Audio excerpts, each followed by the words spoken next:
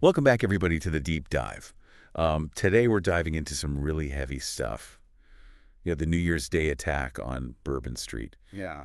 It's a tough one, but we're going to try to make sense of it. Take a look at the news reports, really understand what happened, and hopefully get a little bit closer to, the why. Yeah, it's a difficult thing to process for sure. It is. I mean, you think about Bourbon Street on New Year's Day, it's all about celebration. It's a festive atmosphere, and to have that shattered by such a horrific act of violence, it's just really, I don't know, it's a lot to take in. It makes you think, doesn't it? It does. About how quickly things can change. Yeah, How fragile life is. And I think that's what we're going to try to unpack today. absolutely. So let's start by laying out what we know so far. The attack was carried out by a lone individual, a man named Shamsuddin Jabbar, who drove a rented Ford pickup truck, those electric ones, Right. into a crowd. 14 people were killed, including Jabbar himself, Right. and at least 35 injured. Yeah, and it really stands out to me is that this wasn't just an accident. No. It seems like a deliberate act with a clear intent to cause as much harm as possible. Right. I mean, he drove past the barricades, even police presence, to get to that crowd. And then after crashing, he fired upon police. There was a shootout, and he was ultimately killed. But, it just points to a level of premeditation that is truly disturbing. There's definitely something more there. And, there's also that terrorism angle to consider. Right.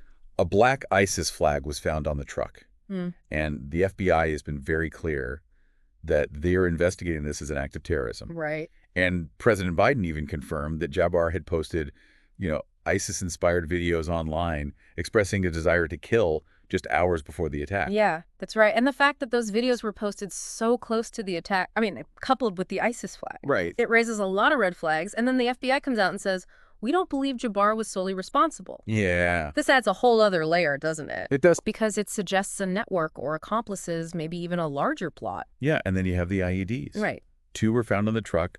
1 detonated somewhere in the French Quarter. Yeah, that's a whole other level of disturbing, and it really lends credence to that theory of accomplices. It does. I think about it. You But, don't usually see a lone wolf with the resources or the know-how to make and plant multiple IEDs. So the FBI is combing through video footage right now, trying to find any trace of someone planting those devices. It's chilling to think about. It makes you wonder about Jabbar himself, Right. What could push someone to this point? We know he was 42, a U.S. citizen from Texas. He'd served in the military. He rented the truck in Houston. But what turns a life like that, someone who served their country Yeah. into this? It's a complete 180. It really is. That's the big question, isn't it? What was his motive? What led him down this path? The FBI is asking for the public's help. They're hoping someone might have seen something, noticed something different about Jabbar's behavior recently, anything that could shed light on his motive. But for now, it remains a mystery, and that's maybe the most unsettling part of all of this. It's like staring into the abyss, right? Yeah. You want there to be some sort of explanation, something that makes sense of it all, but with this, there's just this void. Right. But let's talk about the aftermath. Bourbon Street, a place known for its energy and its vibrancy, Right. transformed into a scene of absolute chaos and tragedy. Must have been horrific. There are eyewitness accounts that are just gut-wrenching. We have this couple, the Mowers, they were visiting from Iowa. Right. They were right there when the truck plowed into the crowd. They described the impact, the sound of gunshots, people screaming, the scramble to help the injured. It's hard to even imagine being in the middle of that chaos and fear, Yeah. of the sheer panic of it all. And then there are the ripple effects. The Sugar Bowl, that huge college football game, Right. was scheduled for that same day at the Superdome, just a short distance from Bourbon Street. They had to postpone it, which just shows how far-reaching the impact of this attack really was. Yeah, it really does. And the official reactions have been pouring in. Of course. The Louisiana governor called it a horrific act of violence, offered prayers for the victims, the first responders. The New Orleans coroner is working around the clock to identify the victims and notify their families. A long and difficult process, for sure. Absolutely. The city is in mourning, and the nation is watching as this investigation unfolds. And it makes you wonder, right? Yeah. Because this attack, it wasn't entirely unexpected. Back in 2017, the city of New Orleans actually issued a memo Really? acknowledging the risk of vehicle attacks, particularly in busy tourist areas like the French Quarter. Wow, so they knew this was a possibility. They did. They were aware of the vulnerability of those crowded areas, And they had even started putting preventative measures in place. Like, Well, they were upgrading pedestrian bollards in the French Quarter to beef up security. But tragically, that work was still in progress when the attack happened. so they were in the process of trying to prevent something like this, but it wasn't enough. It wasn't, and that's what makes it even more heartbreaking. They knew the risk, they were trying to do something about it, but it wasn't enough. It makes you think, could this tragedy have been prevented? Could something more have been done? That's a tough question. It is. And one that we'll definitely be exploring as we dig deeper into this event. We need to look at the security measures in place at the time, the city's preparedness, and ultimately try to understand what lessons can be learned from this to prevent future tragedies. We do. We owe it to the victims, to their families, to ourselves to That- understand what happened and to make sure something like this never happens again. It really makes you think about, the city was trying to do something, but the attack still happened. Yeah, it's like they were aware of the danger, They but they couldn't quite get ahead of it. Right. And, it's fascinating looking at this memo from 2017. Yeah. It lays out the city's awareness of the threat and some of the solutions they were considering, but then you see the attack still occurred. So was this like a failure to implement those solutions, or was it a case of them being blindsided by how these attacks are evolving, or maybe a bit of both? It's hard to say for sure, but looking at the memo, it's pretty detailed. Right. They weren't just talking about bollards. Right. They were discussing, a whole system of security upgrades, Oh, wow. a better camera and surveillance network, Hmm. a central command center to improve coordination, even increasing police patrols. So they were really trying to cover all their bases. It sounds like it. And they even specifically referenced vehicle attacks in, nice London and New York Yeah. as examples of the threat they were facing. So it's clear they understood that this could happen on Bourbon Street. They did, but here's the thing that gets me. They also mentioned upgrading the pedestrian bollards in the memo. They were actually in the process of replacing those old ones with newer, stronger ones. So if that work had been finished, could it have actually made a difference? That's the million-dollar question, isn't it? It is. I mean, bollards are designed to stop vehicles from entering pedestrian areas, and they've proven to be effective in a lot of cases. Right. But whether they work or not depends on a lot of factors. The type of bollard, the speed and weight of the vehicle, the angle of impact. So even the toughest bollards have their limitations. So you're saying that even with upgraded bollards, there's no guarantee they would stop this attack. Right, exactly. Because remember, Jabbar was driving a large pickup truck, Right. and he intentionally targeted a crowded area. Of course. So even if those bollards had stopped the truck, the impact itself could have caused, serious damage and casualties. That's a sobering thought. But going back to the investigation, it sounds like the FBI is really zeroing in on the possibility of accomplices. They are. And the IEDs, that's what really takes this beyond a lone wolf attack, doesn't it? Absolutely. The fact that there were multiple IEDs, it points to a level of coordination and expertise that you just don't usually see with lone wolves. Right.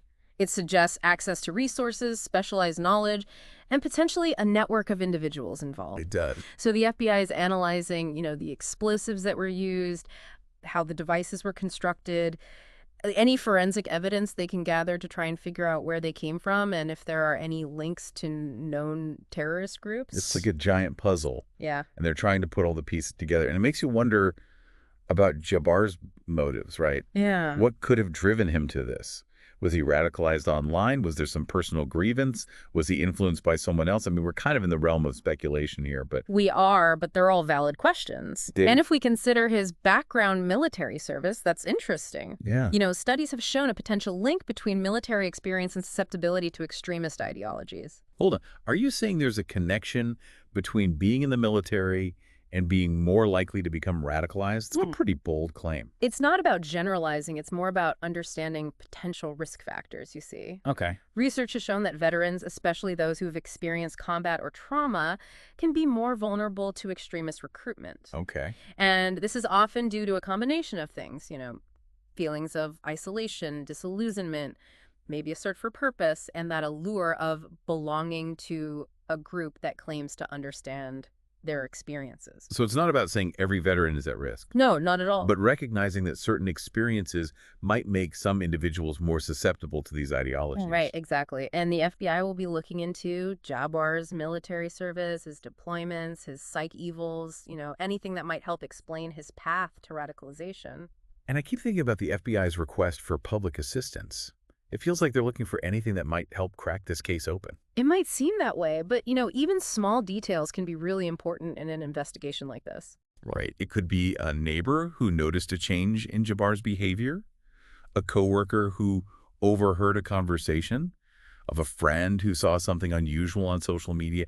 Any of those things could be a valuable lead. So you're saying that we as individuals might actually have a role to play in this. It's easy to feel helpless, when something like this happens. Yeah.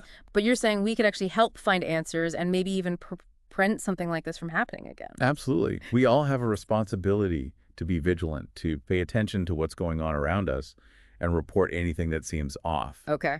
And in this case, any information about Jabbar, no matter how small, could be crucial to the investigation.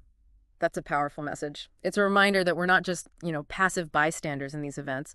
We can be active participants in seeking justice and creating a safer world. Exactly. But it also raises the question of how we balance that vigilance with our freedom and our desire to enjoy public spaces, without living in constant fear. That's the real challenge, isn't it? It is finding that sweet spot between security and freedom, and there are no easy answers.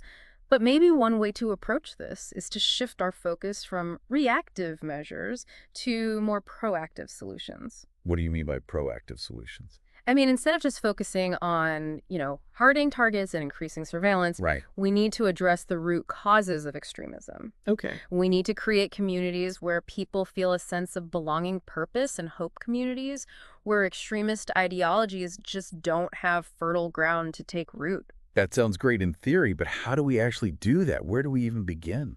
It starts with fostering dialogue, understanding, and empathy. Okay. It means addressing issues like social isolation, economic inequality, discrimination, those things that often lead to resentment and alienation that can make individuals vulnerable to extremist recruitment.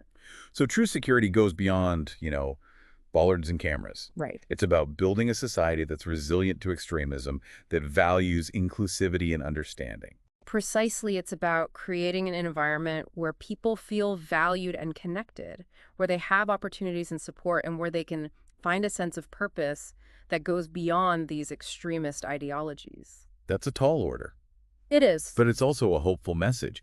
It suggests that while we can't eliminate the risk of these attacks entirely, Right. we can work to create a world where they become less likely, a world where extremism finds it harder to thrive. Exactly. And while those efforts might seem daunting, they're absolutely essential if we want to create a safer and more just world for ourselves and for future generations. You've given us a lot to think about, but before we get too lost in the big picture, I want to bring us back to the immediate aftermath of the attack. Okay. We've talked about the chaos, the official responses, the eyewitness accounts, but what about the city itself? How did New Orleans cope with this tragedy? New Orleans is a city known for its resilience. It's faced its share of challenges, hurricanes, economic hardships. Right. And in the face of this attack, the city showed that same spirit again. We saw first responders working tirelessly to treat the injured, secure the scene. We saw ordinary citizens stepping up to help, offering comfort to those who needed it, sharing information with authorities.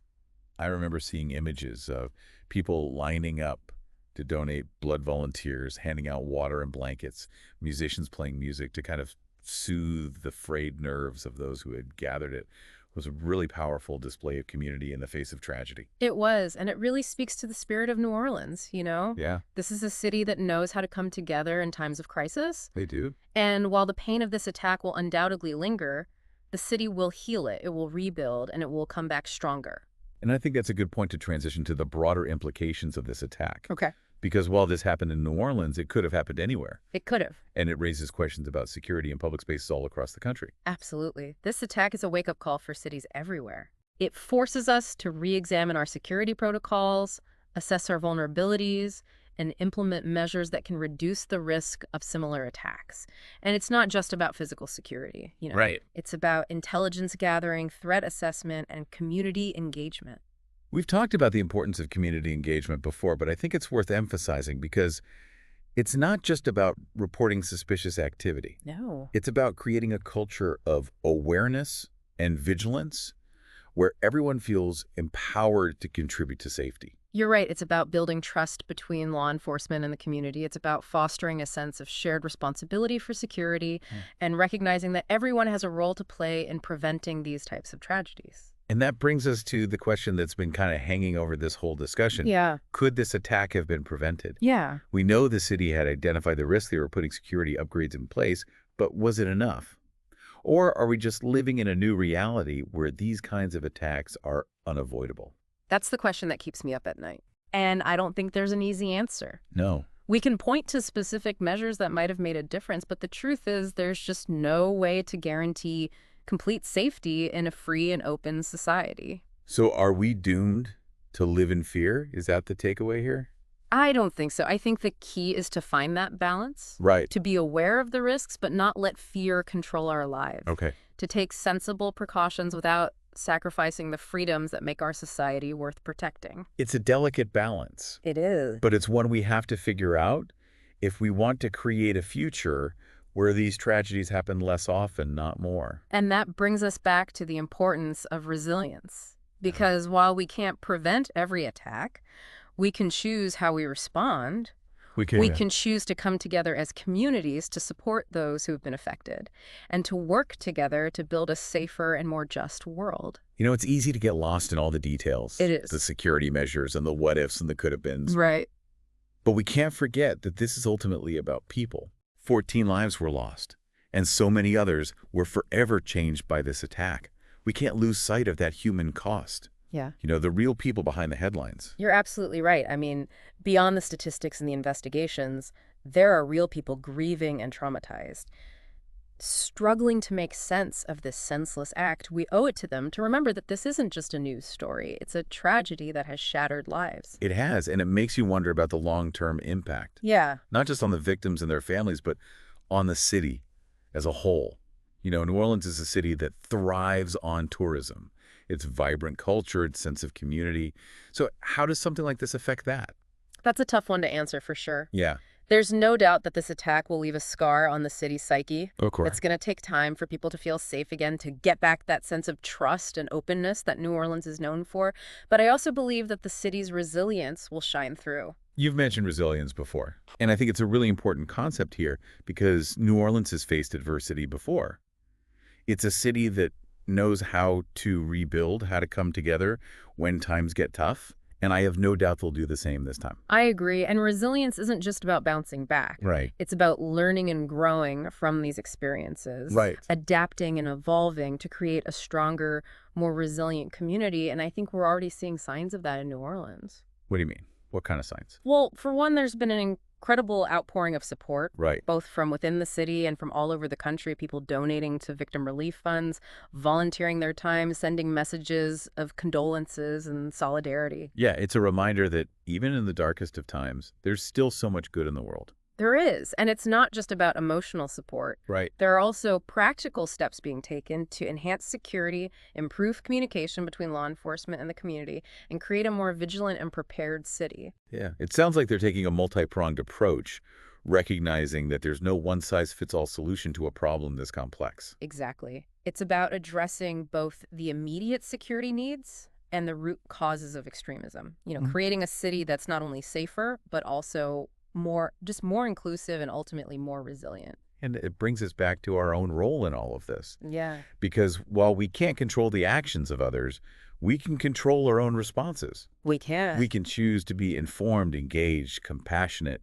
We can choose to stand up against extremism and intolerance. Yeah. We could choose to build bridges instead of walls. Those are powerful choices, and they're choices that we all have the power to make every single day. Because the fight against extremism isn't just about security measures and intelligence. It's about creating a world where those ideologies just don't have a place to grow, a world where everyone feels valued and respected, and where violence isn't seen as the answer. That's a vision worth fighting for. And while we may not get there overnight, every step we take in that direction, Right. every act of kindness, every conversation that brings understanding, Absolutely. it brings us closer to that goal. I think you've summed it up perfectly. This deep dive has been a journey. It's taken us into the heart of a tragedy, but also into the resilience of the human spirit. And for me, the takeaway is we can't let fear control our lives. Right. We have to keep living, keep loving, keep connecting, keep believing in a better future, and we have to do it together. Well said. I think that's a great way to wrap things up. Yeah, This has been a heavy but important conversation, it has. and we really appreciate you joining us for this deep dive into the New Year's Day attack on Bourbon Street. Until next time, stay informed, stay engaged, and stay hopeful.